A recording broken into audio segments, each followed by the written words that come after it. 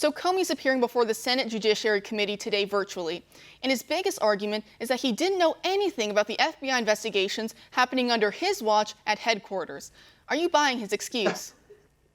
Well, it's laughable on its face for James Comey to say, oh, that doesn't ring a bell, right?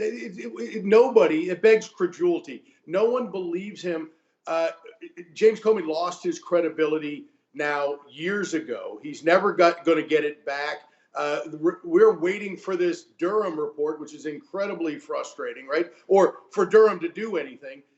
The same Senate committees, the House committees, they've been told, I used to work in those committees, they've been told, hey, don't step on Durham's toes. Don't go out and do anything for the public good, meaning your oversight responsibilities. Don't go out and have investigations and hearings because you might impact the Durham investigation, the Durham, whether they're going to be indictments or a report.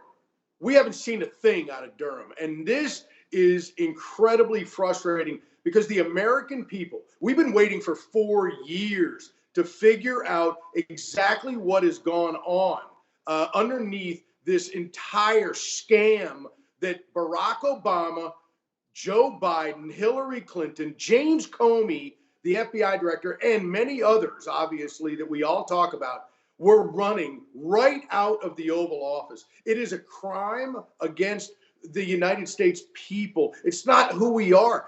They were trying to run a soft coup against a duly elected incoming president.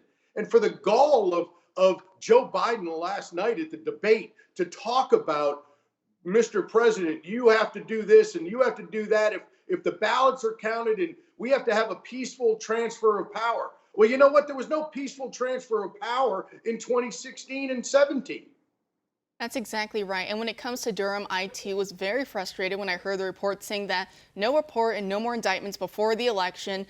And, if Biden wins, that's it. It's not like anything's going to happen on that front either. So it's time to act is now, not after. But also I want to get your take on Comey because he was testifying today. And so we know that the primary subsource for the Steele dossier was a man who was being investigated at one point, I believe, through the years 2009, 2011 as a possible Russian agent. He was also considered to be a U.S. national security threat. When Comey was asked about this, he says he could see that cutting both ways. He says that actually that subsource, it actually could lend credibility to his claims that he was possibly a Russian agent. And this is coming from the same man who every time President Trump even breathes the word Russia, he's running to the nearest camera to say collusion, collusion, collusion. So what do you make of that? It's hard. It's just hard to take James Comey's comments, at face value. He has a motive. I don't know what it is. I think his ego, the arrogance and hubris of James Comey really overtook him in this investigation. And the only mistake, if any mistake, that President Trump has ever made is not firing James Comey on day one and waiting until James Comey had really set the table for this disgusting misuse of the FBI and our intelligence services to undermine this president, because the entire thing was a scam. It was made up of whole cloth, and the American people and this president had to live under that dark cloud for 2 years, and it was completely 100% made up by our opponent, Hillary Clinton. This is so devastating to the Democrats, and of course, the mainstream media will not cover it.